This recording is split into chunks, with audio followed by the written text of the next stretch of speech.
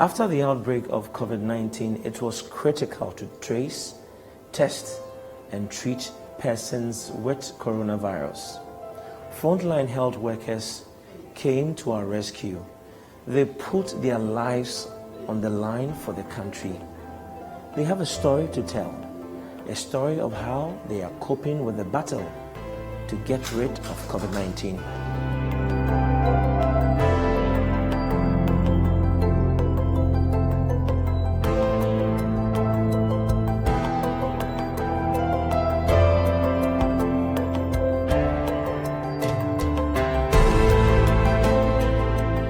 At home, it's a bit of uncertainty. The children now, they look at me some way. Even the little one doesn't get close to me anymore. When they want to greet, they elbow you and then walk away. Because even my husband looks at me and tells me, as for me, once I am here, he believes the probability of him getting it is high because I can bring it home for him to get. But we are managing it, especially as a frontliner. The moment you cough or sneeze or have a feeling of sore throat, you start getting scared. It happens to me, but it just clears. We just tell ourselves, oh, this thing is normal. We have it before COVID came. So we manage it. We gargle with warm water. It hasn't gotten that bad, but when it gets that bad, I believe we'll do the steam inhalation, and then we don't forget to take our vitamin C too. So we are managing it. We are protecting ourselves and also protecting our families.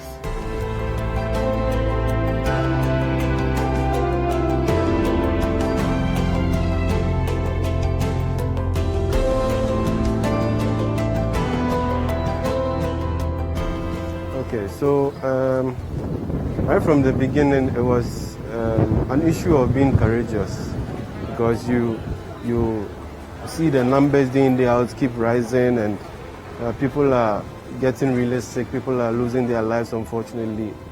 So it became a matter of mastering courage and then volunteering to help, because the passion has always been there.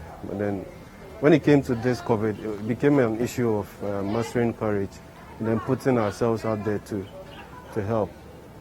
Family and friends were a bit skeptical about it, yeah. I remember my mom, when I told her I'd volunteer, she was like, why do you volunteer? Because she was afraid, you see. So I just allayed their fears and then told them, once you adhere to the precautions, you wear the PPEs, the risk is really minimal. And hopefully, I also believe that once we are helping them, God is also going to protect us as well, as we also do our part by protecting ourselves with the PPEs. Yes.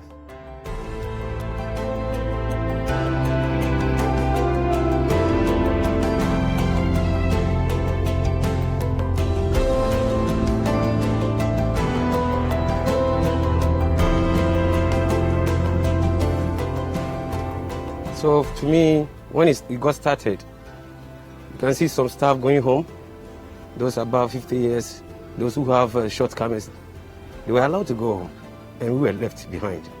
So it was like, hey, how are we going to tackle this? It was very tough for me. I didn't take it easy at all. So I had a different mindset altogether. Should I stop or I should continue? Okay, then if I should continue, then I should have to think about the fact that it's human that I'm going to take care of. And if I don't stand as a health worker to save my brother or sister, mother, grandfather from this problem, I mean, it will bring different things altogether. And it will even spread and then affect a whole lot of people. So I have to stand. If I stand, I'm able to help them, offer them help, then we see our way forward good.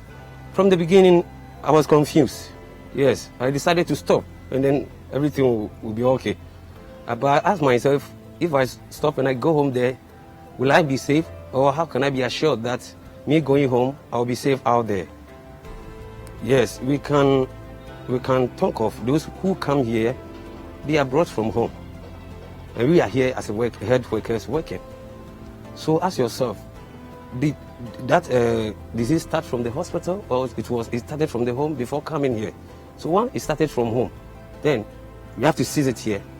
Yeah, in seizing it too, you have to, with all your effort, your strength, your knowledge about it in helping, you have to do such in order to help. It was very scary. I mean, when it got started, but then we were not having PPEs from the beginning. Later, before they did an arrangement for the PPEs. And I was assured that when they start with everything, they are going to be provided by PPEs. And later, the PPEs came. And that boosts my morale and my confidence that, okay, once the PPEs are in, then I can do something with it.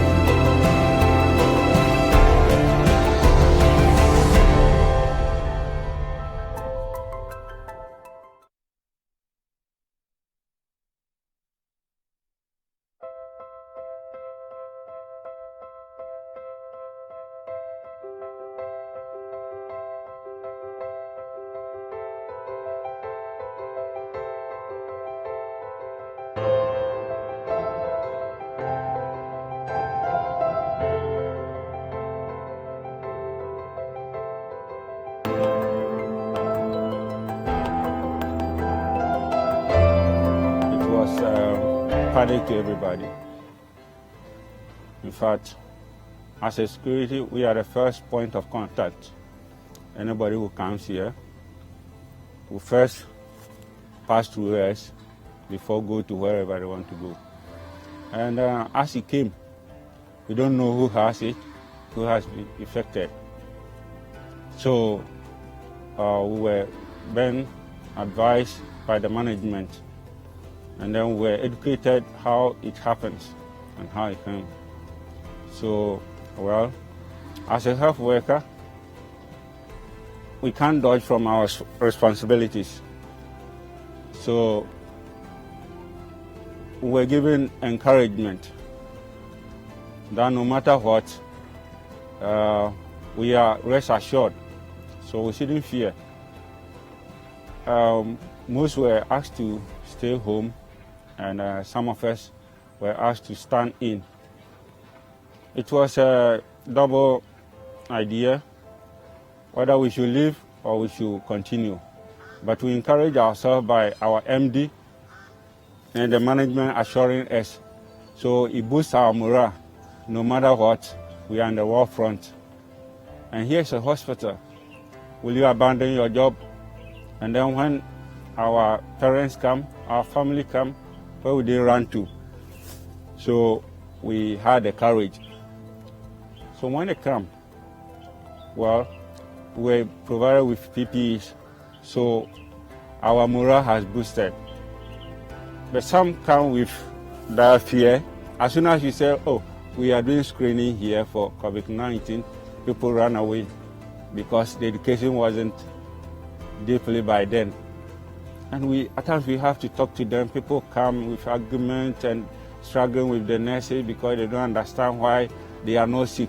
People come with their relatives to hospital and say, oh, please go through the screening. They say, no, me, I'm not sick, so I'll not go. But through our education, through the way we talk to them, they understand.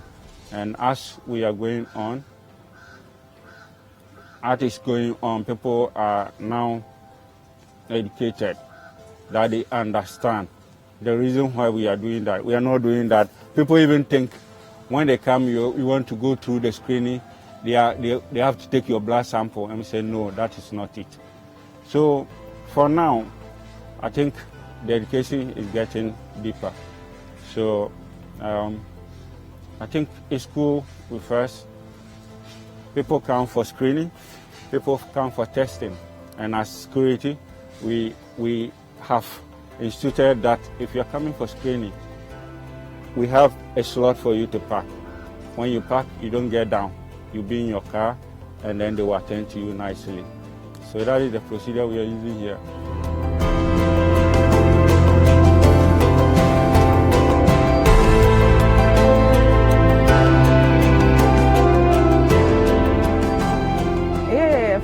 My family and then my friends are concerned, because then you get calls coming in every time, mostly from your parents, because they want to check up on you to find out how you are doing as well, making sure you're also not contaminated as well.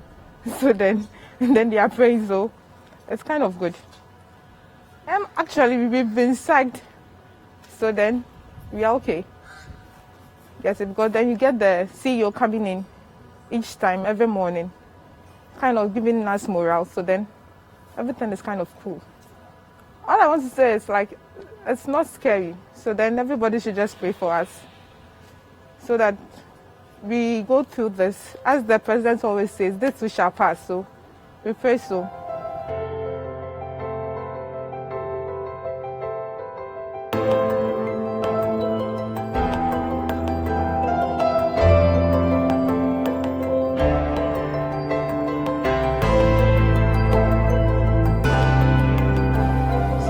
It's like war. I would say it's like war, because there's danger all around. You can choose to sit at home, but you are heading towards the danger. You're actually in the midst of the fight. Yeah, and this is something that you can't see with your eye, because people come into the emergency, they need medical help. Okay, so it's not as if people with diabetes are not coming in. It's not as if heart attacks are staying at home. COVID is not waiting for all of these. We still have cases like this coming in all the time. And all these people need health care. So we are here working to provide 24/7 care for patients.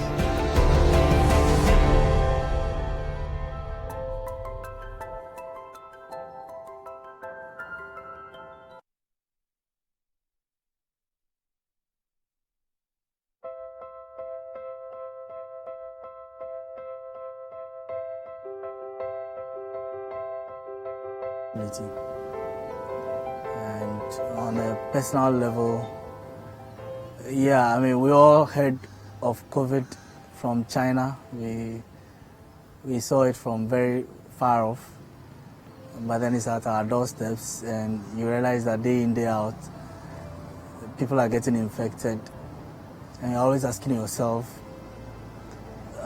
what level of risk you are exposed to, especially being a lab person, being involved. What level of risk are you exposed to, and how that translates also to your family and friends who you interact with. So you don't want to be the one through whom other people get infected, and that is always on your mind, you know, as you work and move up and in and out. And so, yeah, it takes its toll on you, but we are trying our best to manage. Yeah, I wouldn't say scary like Kakai, but you are more careful, because you know you have other people who you go back to, and you don't want to be the one through whom they got infected, because you don't know how it will turn out for them. Maybe for you, you would be okay, but others may not be able to handle it, and that may result in fatality. And that would be very bad for you because you will not be able to live with it for a very long time. And so in our day-to-day work and interactions, the number one concern we have is, are we exposed? Are we likely to get infected? And that creates some anxiety. Yeah, not fear per se, but anxiety. You are anxious.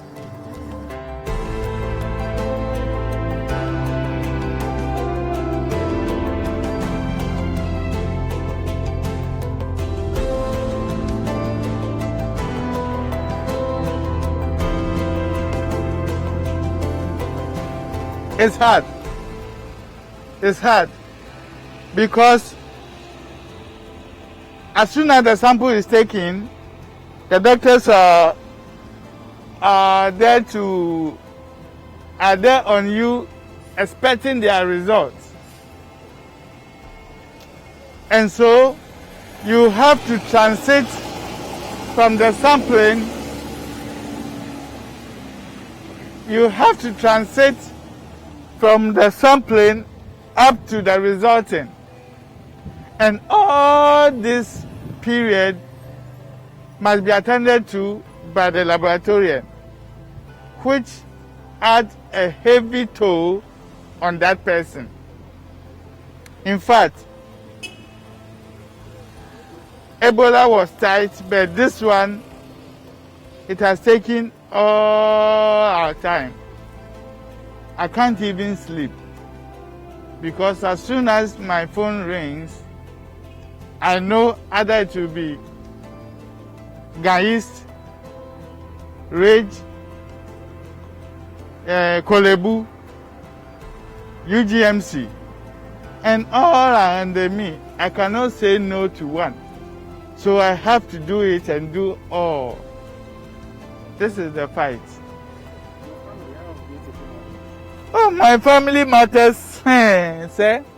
Yes, my family matters a lot because they see me every day, every night being exposed. And my wife being a nurse, she's concerned. And my two daughters too are always asking questions. Mommy, but when Daddy went to Ebola, when she came, he was there with us. But now, we don't even see him. Meanwhile, he's in the country. When he was there, he was there. But now, we don't see him. And I only call them once a day. Because either I'm in the treatment center, in the red zone, or going, and when I'm driving, I don't like taking calls. So it is tough, very, very tough.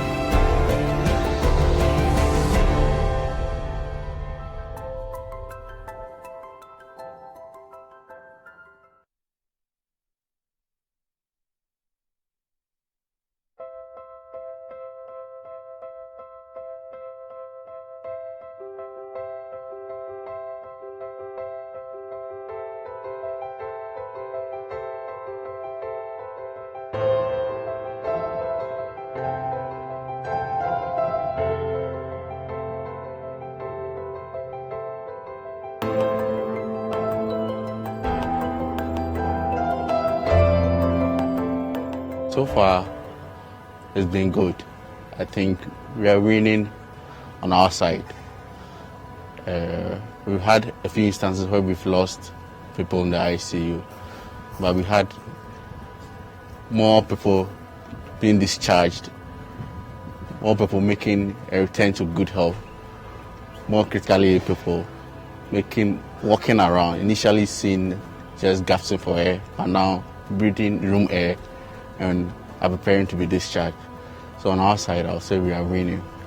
But then, personally, it's been a bit scary with all the sensationalism added to this virus before it arrived in the country. Initially, I was a bit hesitant to volunteer, but then once I volunteered and I came into contact with COVID-positive patients, I realized they were just you and I. but they were ill. I get to see very, very critically ill patients, so I know it can be worse. But I've seen a few, or I've seen quite a number who have the mild form of the disease. So as much as it is, I pray that when I get infected accidentally or through God knows what, I should get a milder form of the disease. But as much as possible, I do take all the necessary precautions. I wash my hands, I always have a face mask on, and I'm in full PPE to see my patients when I have to.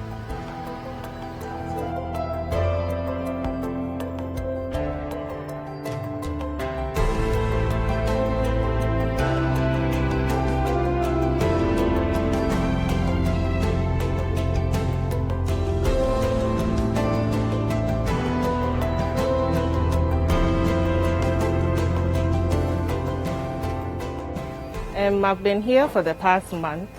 Initially, we were scared to come here, but after working here for the past 4 weeks, it's been an amazing experience having to help the nation. Knowing that this was the first treatment center and we were the first frontliners enlisted to help our country fight this virus. I think so far it's been an interesting experience. Most of our patients are doing well and we are happy with their progress. Well, psychologically, yes. That's what I said from the beginning. We had that psychological effect. Going to the social media, the internet, reading all sort of outcomes from the COVID-19, which happened in other parts of the world, and then asking yourself, am I also going to face this kind of things? Well, we all know that this condition is something that we prevent with good hygiene. So when we started this work, we were very, very trained through the PPEs. We took a bit of a week or two. We had a lot of educations through the PPEs. Our health team and our preventive measures were put in place very well. So when we started, we got that bit of scare. And then as time goes on, with teamwork and being there for each other, we got along. And I must say the psychological effects, we've overcome it. And now we are very comfortable working in this environment.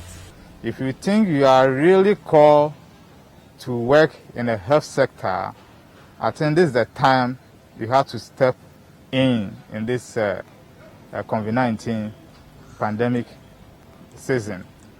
People are scared. People think, oh, as you are taking sample, you also get. So some of the close friend crowd, if you are getting close to them, they will say, no, they have to be dodging you stuff.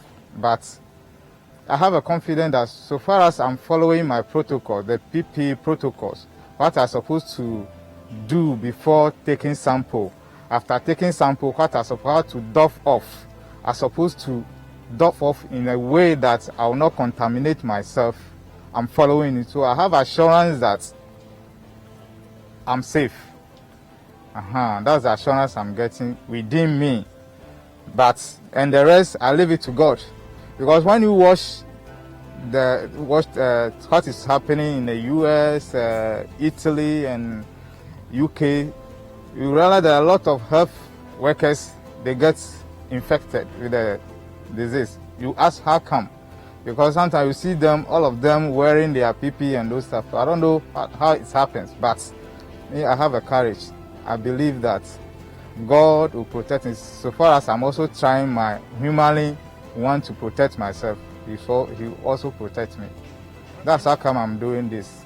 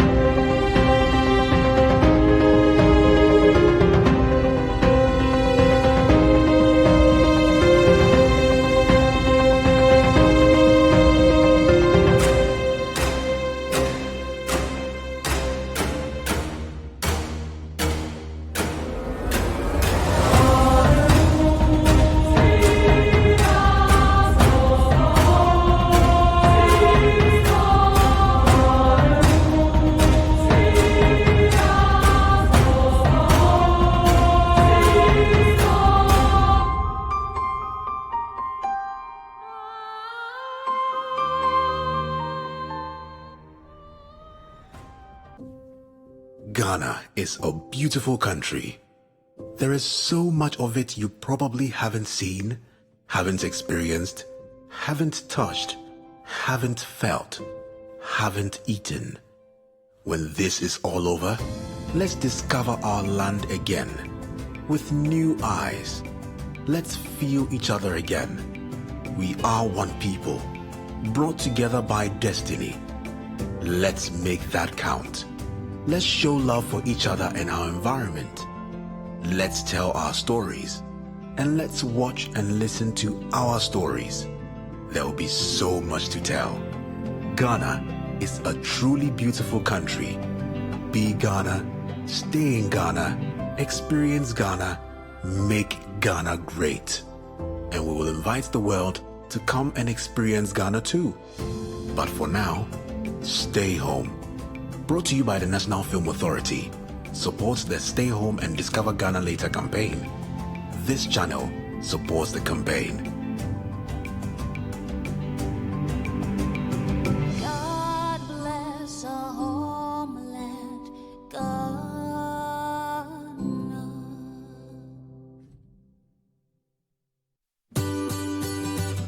Citi TV is live on DSTV. Go to channel 363.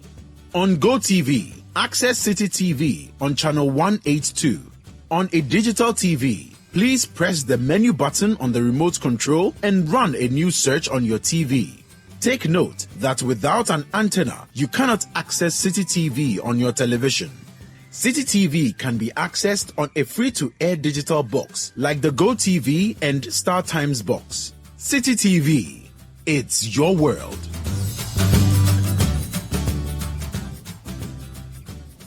Credible, timely, and authoritative.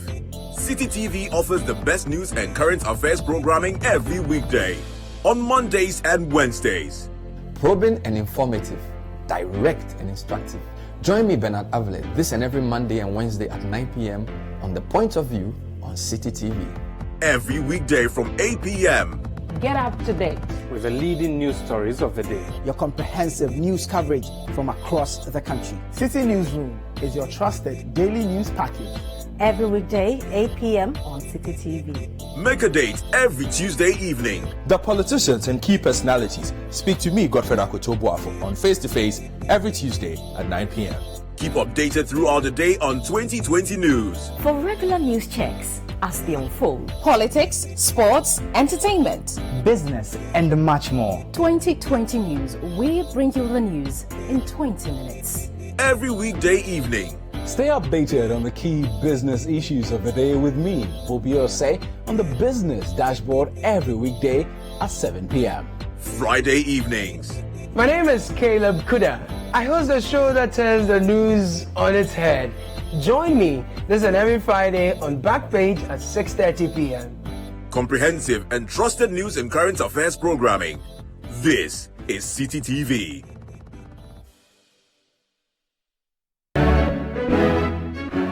There are those with untold stories, unraveled feats, life-changing stories, and lasting legacies. They tell their stories themselves right here on Footprints. So we go to someone we were put in our various cells, and then someone you have it's a huge prison, and then it was then that it dawned on me that I was really in big trouble. Do you think that the overthrow of Liman was justified? I think that with hindsight, there was no justification.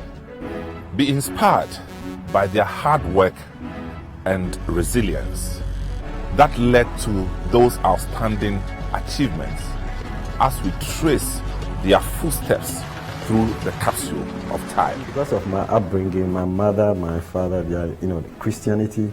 Yeah. So because of that, strong hands at home. Even though I'm the guy smoking, doing all kinds of that, I've never tried. You've never tried? No, never tried weed or anything. Nothing. You've never tried weed? Even drinking, alcohol, no. Why should you people put everything, Kwame. Everything was done before Nkrumah arrived in the country. No, I hold nearby.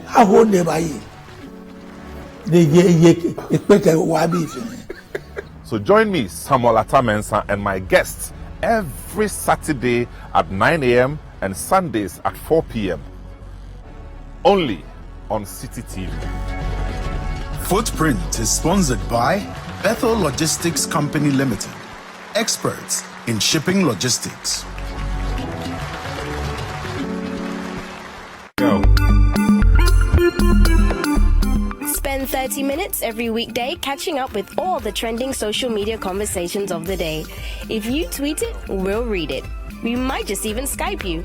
30 minutes is all it takes, so use the hashtag 30minutes on social media to catch our attention. Join the most interactive social media TV show weekdays at 5 p.m. only on Citi TV.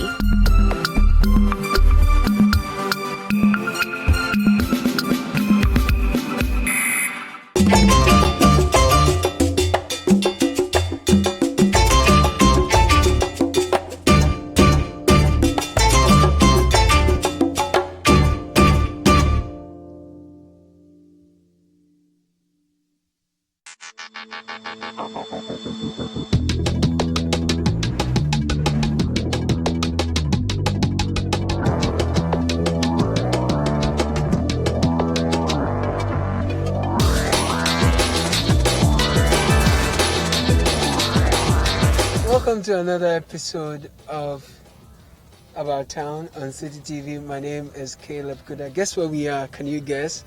Well, this is Tiptoe Lane. We are taking you on a tour through Tiptoe Lane to give you a feel of how the place looks like.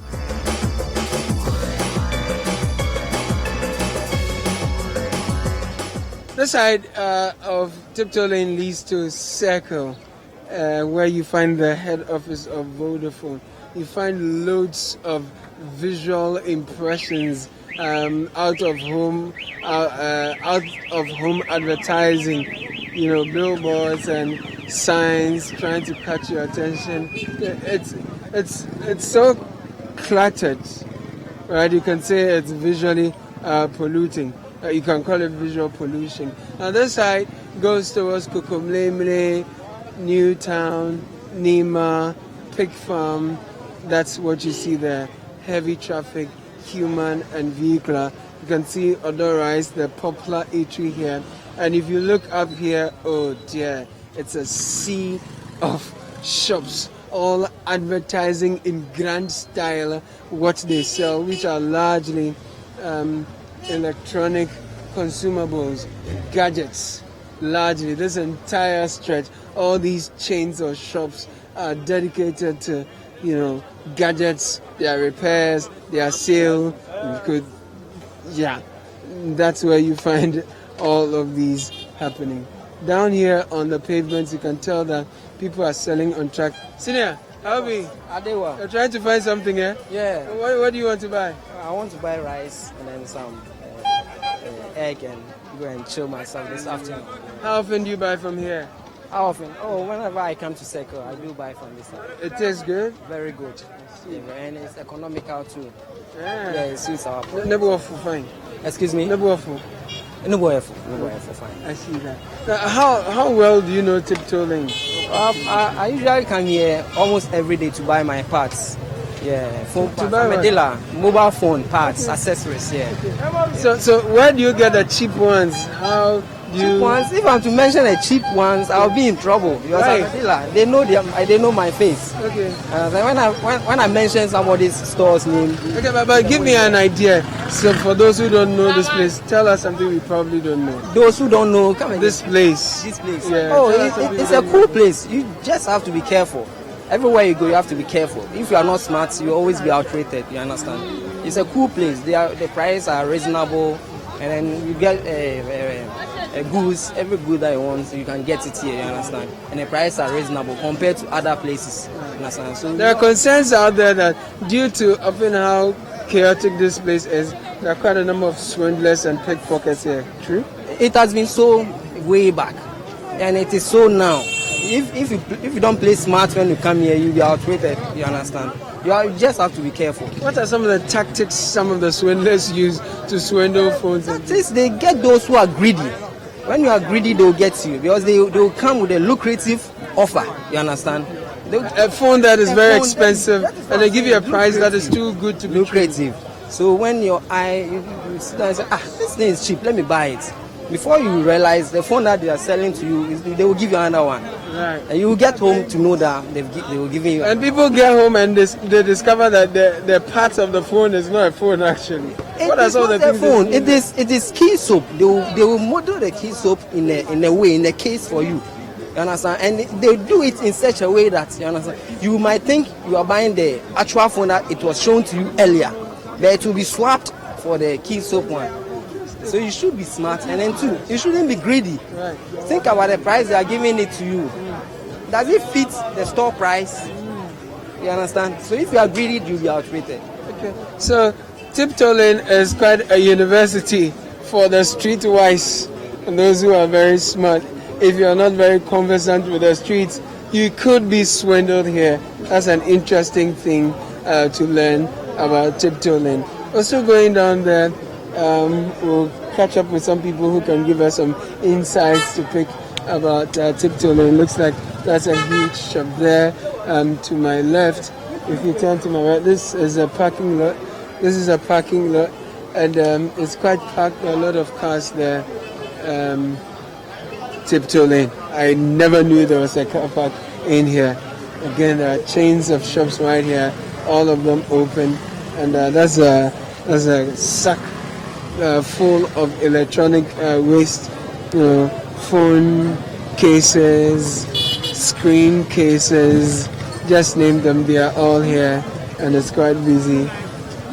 No, would you like to talk to me? Would you like to talk to me? Okay, there's a lot of interaction going on here.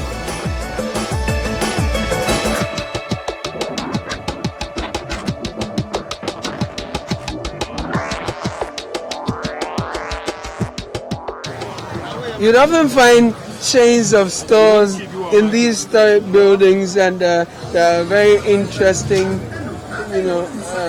steps up made locally of, metals and fabricated right here. Let's go up there to see. Right.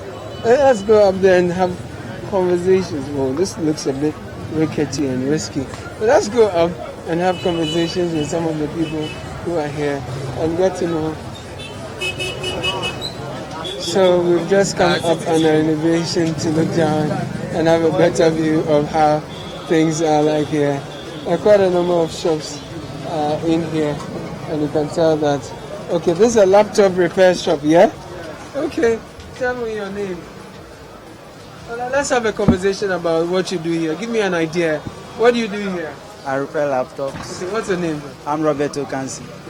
So, what's wrong with this laptop you're working with? I think the hinges has gotten broken, so I'm trying to fix it back. So, how often have you worked here?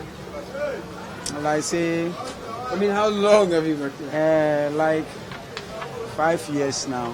Okay. Give me an idea. Usually, when people come, what are they looking for? Do they know what they want? Oh, okay. Some do want the screen to buy. Sometimes, let me say the accessories. But we are finding it difficult in getting the accessories because they've locked down all the borders. Even China is not giving us any product, so we are finding it difficult to get the products, the accessories. So that's our main problem here. But for the So COVID-19 is affecting your business in terms of repairs of laptops? Yes, it's affecting us in that, like, the customers don't come as usual because they are afraid of coming to town. It's been a couple of days since the lockdown was lifted. How is business responding to the lifting? Now the business there, let me say, business, we have different types of businesses, and our field like this, it has gone down. Our field like laptop repairing, the phone repairing, it has gone down, and people are not coming like formal. Give us an idea. Tell us something we don't know about Tiptoe Lane that you have discovered. At first, when the lockdown was lifted, people were afraid of coming to town. But since they see that some of them are coming gradually, so they also come. So now, let me say it's as usual, normal as it was formerly. Only that business don't come here. So far, how much have you made?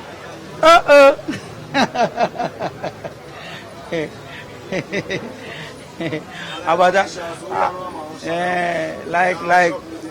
I just gained 30 Ghana cedis.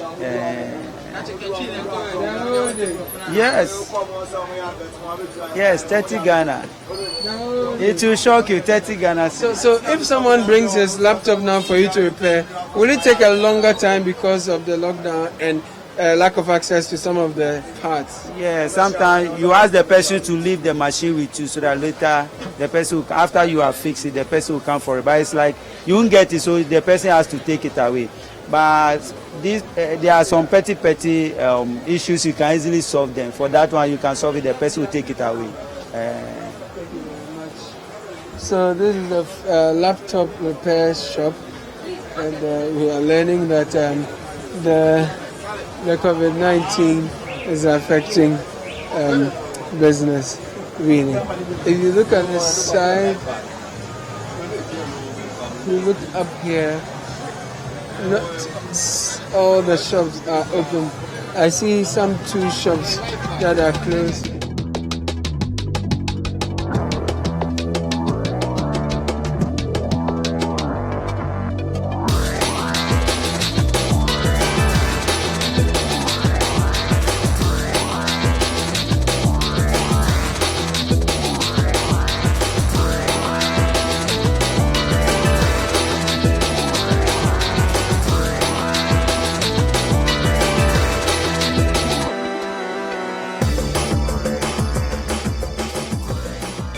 My guy, Alvin. How good talk. So, what do you do here? Actually, I came to purchase something. Okay. Yeah. Did you get what you wanted? I'll get it, but I'm still negotiating with the person. How much is he trying to sell it to you for? Come again? What exactly do you want, and how much is he selling it for? Okay, it's worth 2,500, but we are still negotiating. Some iPhone levels, yeah? No, it's just a laptop. Okay, which type? HP. Or a Dell machine. Have you always wanted to buy this? Did the lockdown affect you? Yeah, I wanted to purchase it. That was last 3 weeks, but due to the lockdown, I have to wait till the lockdown is over so I can come purchase it. What were you using it for? Are you a student? Yeah, actually I'm a student. Okay. So all these while you've not had a laptop? I had it, but the one I'm using is not really working the way I wanted it to work, so I have to purchase a new one. Why would you want to come to Tiptoe Lane to buy a laptop? Some would like to buy online, others would like to buy in some other places. Why Tiptoe Lane? Actually, I have a friend here who sells, so it's better I give him the money, than to maybe purchase online. Because I sometimes don't believe online purchases and things. Yeah. So Tiptoe Lane is cheaper. It's not cheaper. It's not cheaper, but when you have someone who is into business, you can at least, the money can go to the person. Maybe sometime you might need help from the person, and that same person can give you the help. Okay, so let's come here. Let's see what goes on here. Wow, I see iPhone 11 Pro, and there are drones here too. Yeah. Are you the one in charge here? Yes, sir. Hey, your nose mask is quite unique. How do you wear? Let me see. Just go like this. Okay. Oh wow, is it comfortable? Yeah, 100%. I see. Tell me your name and what goes on here. What do you sell here? Yeah, my name is Nana Kwame. We sell iPhones, we sell drones, we sell laptops. Anything about Apple, you get some here. Right. Why do people prefer to come here? Is that the case at all? Yeah. Generally, Tiptoe Lane. Yeah, here is cool. People in the house always say something like Tiptoe Lane is a bit called difficult to come here, but you can come and do business anytime as you like. Why do they say the place is difficult? You say you see more people around here, they are afraid, but yes. They think it's chaotic? Yes. And there are also rumors that people pick pockets and they can swindle you. Anywhere, not in Ghana. Even in America, they pick pockets. So you have to be careful. I see. About the lockdown, the business was slow. We were in the house. Everything was slow. Everything about the business was slow. But the time our president opened the lockdown, I think it's a good decision. Everything is going on well. So how have you been surviving? You need to plan as a human being. Anything can happen, so you need to plan. But I thank God say it's God plans you all will make to survive. Thank you. You're welcome.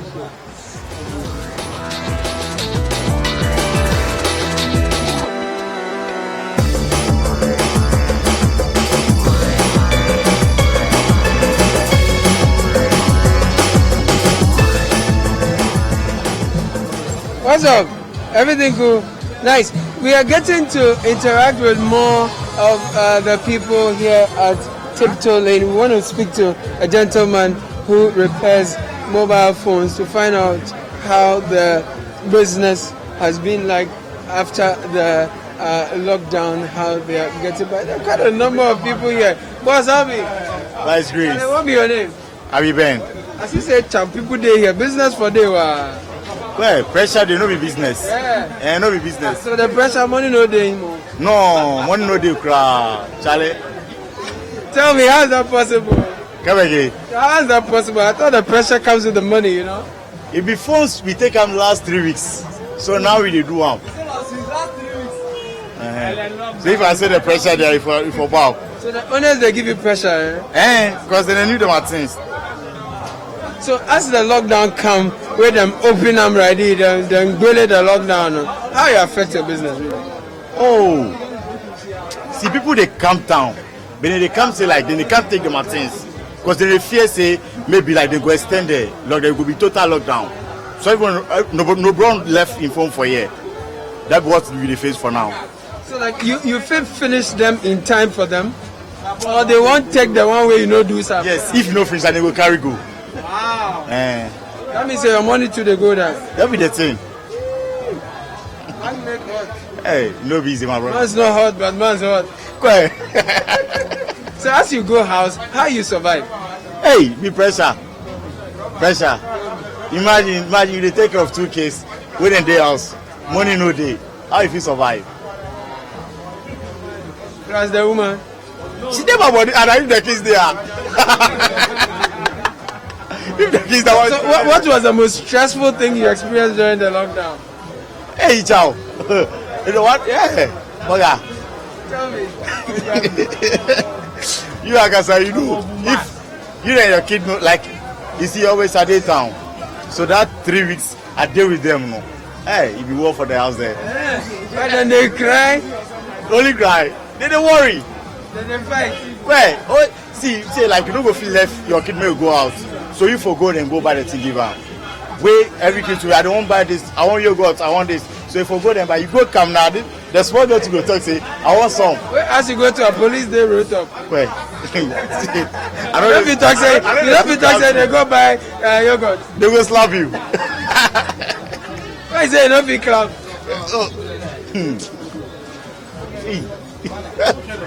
So it's not been a good experience, right? Oh yeah. But of course, you think ultimately it helped in the fight against. Yeah. Don't want. If you don't be so I can like this go spread. Cabana they can pass like 4,000. But you could say do the lockdown. You see, we don't calm down, we don't get access. So like we feed them, like say control. So if ready like we not gonna with the fear. If they go to crowd place scrap, I know go. So as you they work or you they fear, because some people they come. So like as you they do something, you don't get hand gloves and things. Ready now, because I go wash my hand. Oh, okay. Thanks, man. Welcome, bro. Good. Let's interact with a couple more of people to find out how business has been like and how they get by. Boss, how are we? I'm good. As you say, chap, people they so be like the money they come over. So you think? What be the reality? Reality normal. So as chap people they money no they come. Oh no, the money they come small. No be say they come plenty like they come small. Right.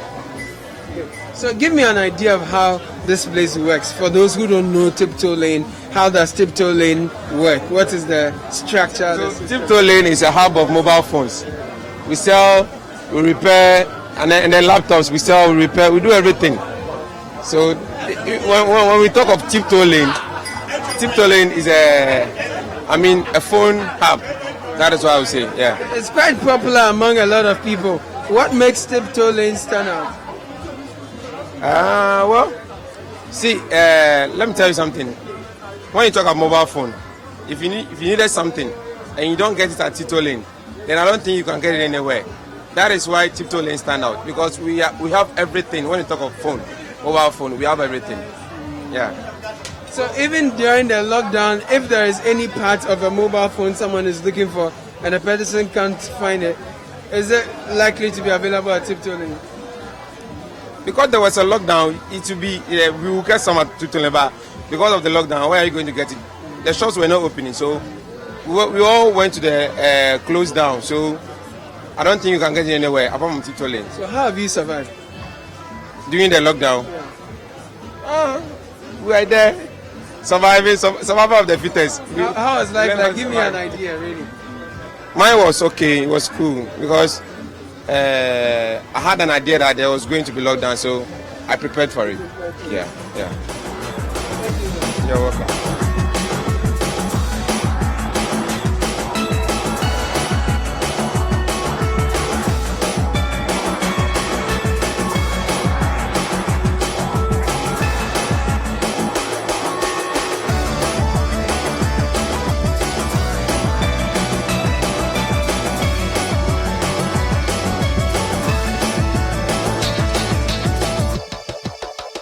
Chaotic here in the heart of tiptoeing. As you can see, vehicles are struggling to navigate their way through, and people are walking, bicycles are moving.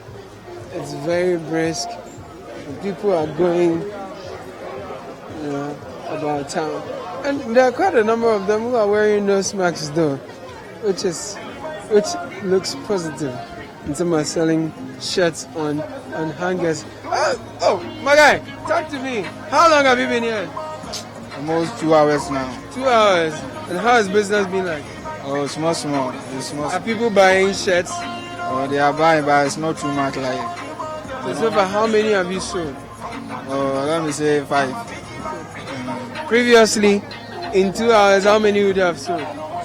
Maybe I can sell more than 10 or more than 15 perhaps. So it's picking up, yeah? Oh, small. So you are hopeful? We are hopeful. How did you survive during the lockdown? Oh, like, if not be my father give me money, like I don't have any money to buy anything, because even though I have money there, but because of the bank is closed and the Susu too, they don't even come. So like somebody borrow me money to chop before I get all this lockdown come up.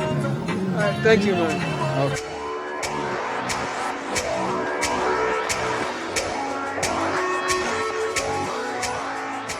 Lockdown, how did you survive it? Oh, okay. You know one thing about Ghana? The one thing about Ghana, you do time about lockdown here. Yeah, you do time here. Americans come out to more here demonstrations, more here, Juma. How much more Ghana? Country is salon, you got toilet, also you lockdown. No way. What's the toilet in your money essential? Lockdown, move it here. Oh, that be, you know what? Government will no a mistake. From the initial stage, you stand got two borders. Man, can you not have problem with? It's a problem in your office government. One of my what's there, no. When say vulnerable in this country, say yeah, want to say in your form banker. I can learn how to border no be there. I can Arabian to be in your country. But you see, I am a lockdown, so no. Say na obrati yama. Yama lockdown, no. So lucky, no. Now me used to be. It's a lockdown. I'm used to but I don't know about the other people. So what I say, Mrs. Sunday boy, but me know about Toby. This is where the ninja have. Me didn't know my sister. Me na ma compobia ma me be 1 million crash me nya. What the car? Me the car pa. Quick loan and I said. I hear quick loan, but my nan for the bomb say me tiano. Do the car saying? Me the car 2,500. Hey, are they there? Oh, me the GB the currency down in nyama. And if you're a juice, cafe. Oh, give me some.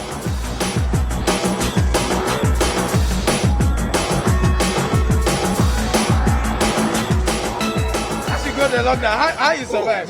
The lockdown, you know, according to the lockdown, things was very difficult for everybody. Yeah. Mostly my side, my parts. You understand? So this was so very hard because food items and many things not going out. But financial, me, I'm a businessman. When I go out there, I get my daily bread. If I stay indoor, I won't get my daily bread. Where before the lockdown, sir, not good people close your shop. Yeah, you be Nigerian. God bless you. Yes, you are right. You see, since that lockdown, Nigeria, they closed Nigeria shop since on the 1st December. Up to date, the shop have not been open, and so that is like we Nigeria, we are not working. When you start working, they will tell you that they close all the Nigeria shop. You don't have right to work. They say according to their law, Nigeria not supposed to sell in their market. In retail. In retail. Yours has been locked down in the lockdown. No, in lockdown, according to them, that's what they said. Because you understand, so since on the 1st December last year, 2019, so up to date now, the shop have not been open. Then you'll be hungry. Yes, now things are so very, very difficult for us. So you the parties, how you they survive? That's what I'm telling you. This lockdown, it affects me a lot. If you can look my face now, you see, the thing touch me very well. I'm reduced. You know me very well. This is I reduced. That thing beat you. You beat me. You know, it's not massacre you. It massacre me. You understand? That is it. You know, you can see. So as you come out today now, how things? As I say, we should come out now. Things I see small. You know me. Because as a lock Nigeria shop, so I also, when I see someone want to buy something, I can take it to another person's shop, so I connect it to somebody's shop, then they give me my own small social. So it's very difficult for me. To get something like that is very hard. You understand? That is it. Thank you very much. Thank you, bro. So, that's a Nigerian who actually works in Ghana. Actually, he's an accountant.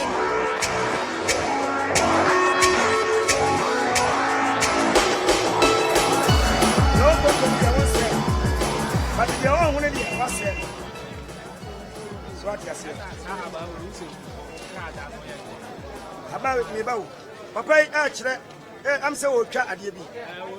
Me person me kasa kakrafa yare na abana. Me told me a herbal doctor. Herbal doctor. Me think aban e de no e mamanfo. E bi na ha chema so achi no. We your friend adwira. O kan some 51 a we ehwo ne wo. Wasa awurade fa adwira yi me ho bone. Kokoro me homa munye sesu kirema. Adwira ni nie. We asayale ahunam asayale ahunhum. Okay, Colossians chapter 4.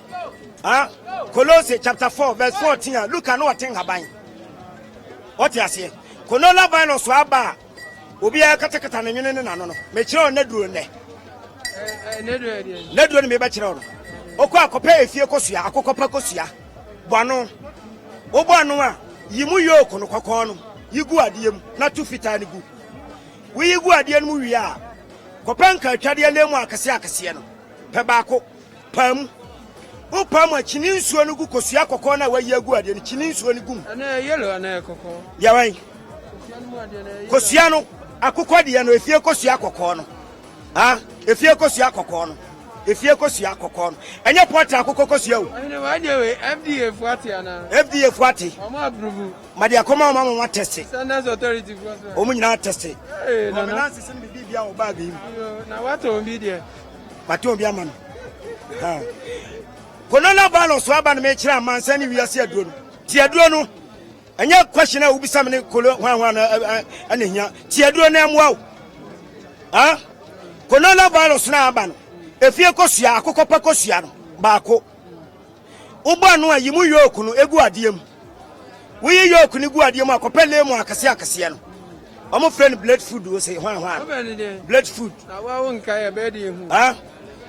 Lemu akase no pebako pam chimu nsuo no kosua kokon na wayi agu ade no wo chimu nsuo no wi a panchini abo baako yam na wo de afra fatre ekanum emeksi wo wi a perag ya ye fe rag ayefe fa so ne so wo so ne so wi anom yale no ebi wo mu a ekum mu awa no no anu no wanya obi a wanya yare na wo de aso na hwe sikura obi timi ba manim ama uradi tuminti esayale no medasi meso medasi.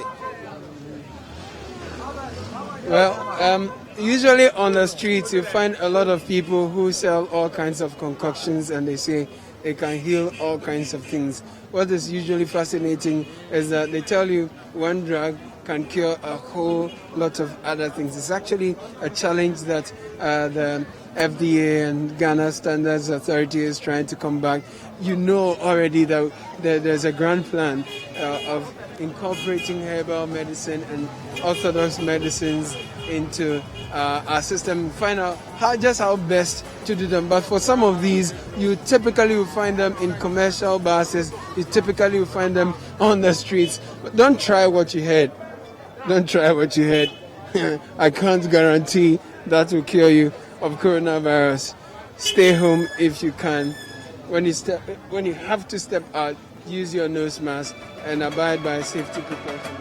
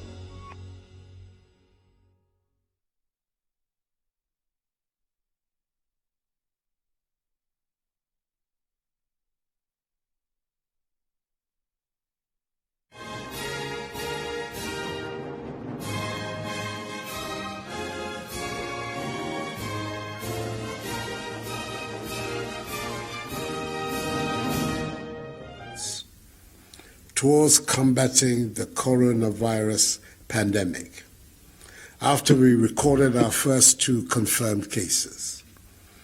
We've taken the necessary measures of aggressively tracing, testing, isolating, and entreating infected persons and their contacts as a means of containing the spread of the virus amongst the population.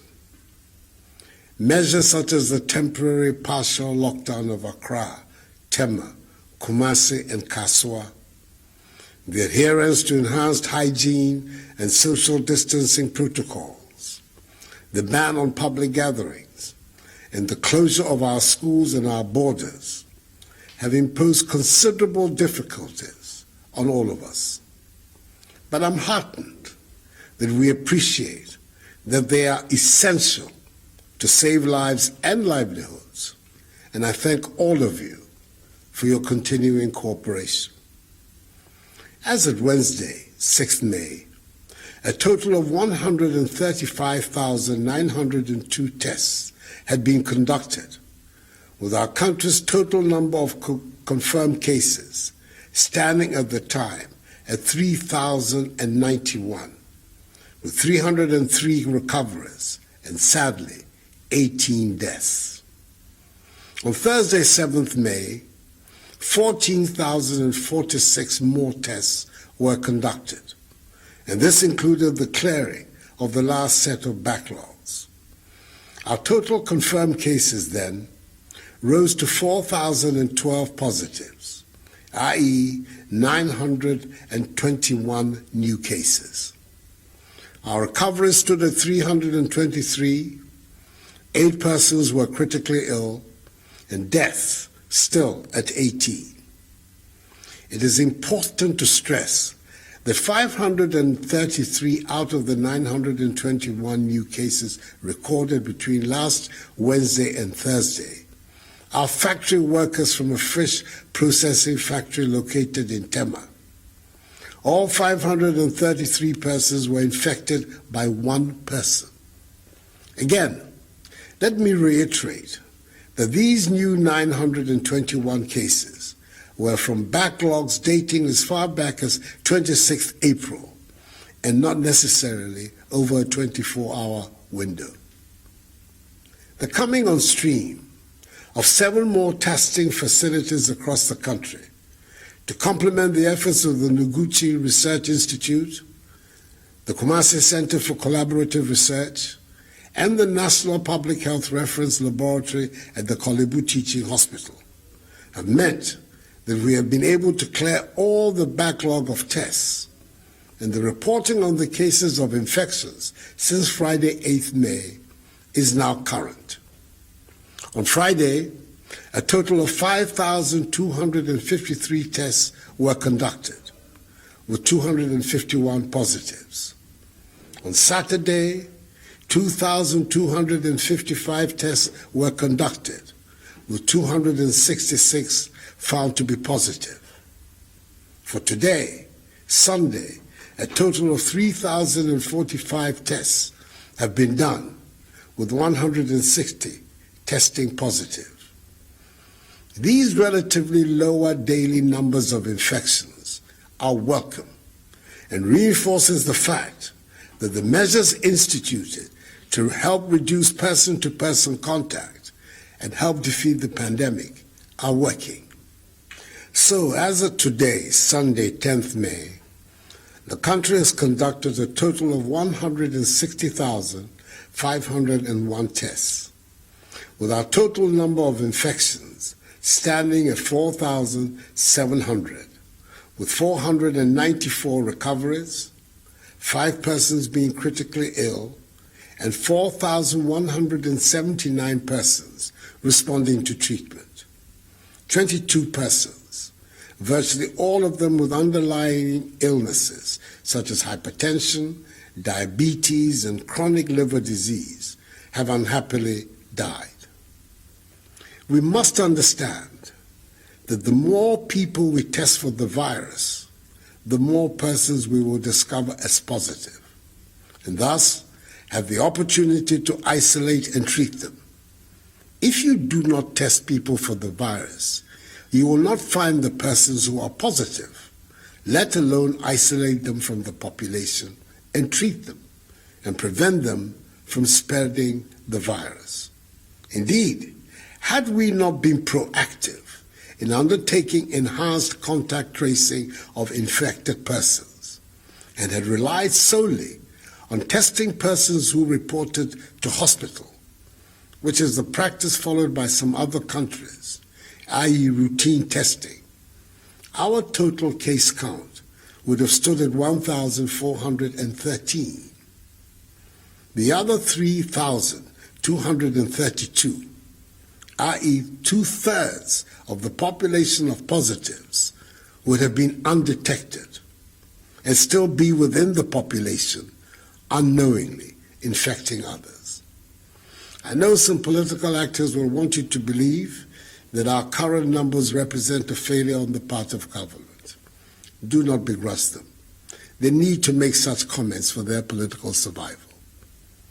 On the contrary, we must be emboldened in the knowledge that the 4,700 persons infected so far with the virus have been identified, taken out of the population, isolated, and are being treated.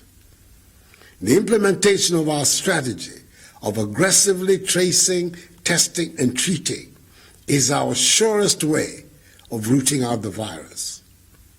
This early identification of persons with the virus ensures that they do not spread the virus to others. We are provided with the opportunity to treat them, and it helps us to understand better the dynamics of the virus. The rapid implementation of all of our policies has resulted in our low infection, hospitalization, and death rates, some of the lowest in Africa and indeed the world. We certainly must be doing something right in Ghana. Our country has administered more tests per million people than any other country in Africa.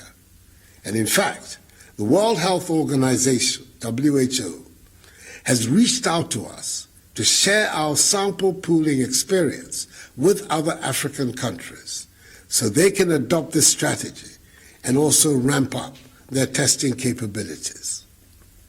It is thus vital that we continue to maintain the measures of enhanced hygiene and social distancing protocols to contain the spread of the virus, as they are the surest way to a quick return to a life of normalcy. All stakeholder bodies I have interacted with over the last 3 weeks in the health, labor, religious, chieftaincy, educational, hospitality, tourism, and creative arts sectors share in this opinion, because collectively we believe they are essential for our very survival. These groups are also being engaged on the way forward towards the easing of these restrictions so that our social and economic lives can go back to normal whilst protecting lives at the same time. Soon those engagements will enable us to design a clear roadmap for the easing of restrictions. In my address to workers and the nation on May Day, I announced the extension of the closure of our borders for 1 more month as the means to continue halting the importation of the virus into our country. Tonight, I've come into your homes to announce that the ban on public gatherings, as set out in Executive Instrument number 64, has been extended also to the end of the month, i.e. 31st May.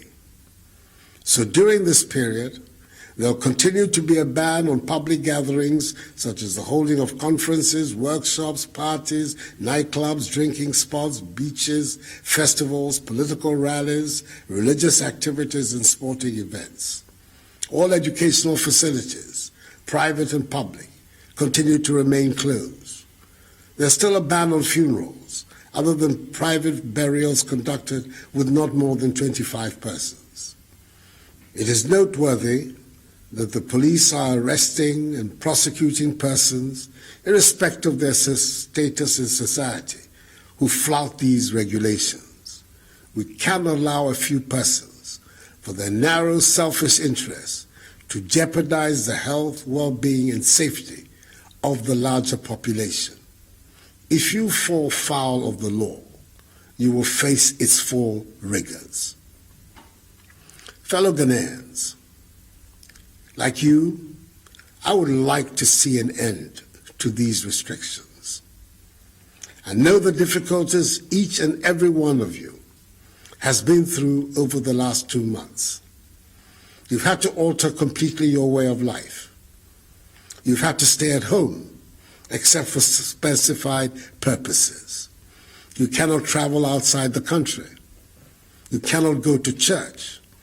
And you had to cancel activities usually associated with Easter.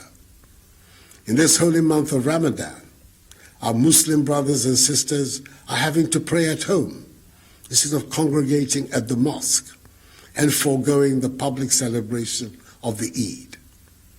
Parents are having to bear the extra burden of providing care for their children who, instead of being in school, are currently at home. Operators of trotros, taxis, buses, markets, hotels, restaurants, bars, and nightclubs have lost their patronage of their clients and, as a result, lost much-needed incomes. Significant numbers of people have unfortunately lost their jobs because of the impact of the virus on our economy. Most of us want to hang out with our families, friends, and loved ones in a social setting, but cannot. Uncomfortable as these restrictions have been, we have no option but to stay the course. We can only guarantee the safety of each other if we continue to adhere to them. As I've said before, these restrictions cannot and will not be a permanent feature of our lives. And shortly, I hope to announce the steps for systematically easing the restrictive measures to bring us back to normality. Each one of us, however, can help to speed up this process if we continue to practice the measures of social distancing, washing our hands with soap under running water, refrain from shaking hands, and wearing our masks whenever we leave our homes. These measures must be respected by all. We do this not just for ourselves, but also to lessen the workload on our health workers, who continue to be at the forefront of caring for those affected by the virus and caring for the sick in general. On our part, in addition to the incentive package instituted for all health workers, government has so far distributed the following to healthcare facilities across the country: 4,240,719 gloves, 2,576,333 nose masks, 60,823 goggles, 60,132 liters of sanitizers, 50,770 head covers, 41,992 gowns, 41,000 medical scrubs, and 30,783 N95 face masks. Further, we extended this gesture to other frontline actors engaged in the fight, with the presentation of 5,000 PPEs to members of the media. And tomorrow, Monday, 11th May, 10,000 domestically produced face masks and more money will be delivered to the National Commission for Civic Education to enhance its capacity to undertake the important work it is already doing. Let me once again thank the healthcare workers, including all those responsible for the tracing, testing, and treating, for their heroic contribution to the fight against the pandemic. They will be long remembered in our history. In advance, I say a hearty aiko to the Ghana Registered Nurses and Midwives Association, which celebrates its 60th anniversary on Tuesday. This weekend, I chaired a 3-day cabinet retreat at Peduasi Lodge to examine in detail measures aimed at reviving and strengthening our economy. I'm happy to reiterate that government is putting in place a resilience and recovery plan with the overarching aim of finding more resources to strengthen the productive sectors of the economy to ensure sustained economic activity. We're rolling out a soft loan scheme of 600 million cedis in this month of May to support micro, small, and medium-scale businesses. And as you know, the commercial banks, with the support of the Bank of Ghana, have also instituted a 3 billion cedi credit and stimulus package to help revitalize industries, especially in the pharmaceutical, hospitality, service, and manufacturing sectors. The Minister for Finance is working tirelessly to find additional resources to supplement these amounts, including the resources to finance the construction of 88 district hospitals, Agenda 88, and 7 regional hospitals, which he will announce at the appropriate time to Parliament and the nation. Before bringing this address to an end, it is critical that I raise one significant side of the fight against this virus, which has not been given enough emphasis, but has to do with a change in attitude that will impact on our lifestyles. That has to be one of the permanent legacies of the pandemic. We have to improve our hygiene, our fitness and exercises, our eating, generally our style of living. which will boost our immunity to disease and the virus. For instance, we're told that the key vitamins that fortify our immune system are vitamins A, B6, C, and E. Fortunately for us in Ghana, all of these can be found in many of our foods, such as oranges, kontomire, millet, cashew nuts, crabs, plantain, okra, dawa, brown rice, and mushrooms. Following a good diet, patronizing our healthy foods, exercising regularly, ensuring our personal hygiene, and improving our lifestyle habits should become part and parcel of our daily routines, which will help bolster our immune systems and help us in the fight against the pandemic. Fellow Ghanaians, this virus, as we have seen the world over, is no respecter of persons and has wreaked its havoc on every country on the planet. We can defeat it if we continue to look out for one another and remain each other's keeper. We're fighting a common enemy, and it is imperative that we do not allow religious, ethnic, or political differences to get in the way of certain victory. So we cannot allow a few persons who wish to use these differences to scuttle our collective fight to succeed. Over the course of our history as a people, we've had to overcome several trials and tribulations: slavery, imperialism, colonialism, tyranny, and dictatorship. And we have overcome them all, so that, with the help of the Almighty, we are today building a free, independent state. A state that, despite the urgency of the crisis, is governed by democratic institutions and respect for fundamental human rights, especially freedom of speech. That is as it should be, for we are determined in our generation to realize the dreams of freedom that animated and inspired the founders of our state. I'm confident that we will overcome this pandemic as well. This too shall pass, for the battle is the Lord's. May God bless us all in our homeland, Ghana, and make her great and strong. I thank you for your attention, and have a good night.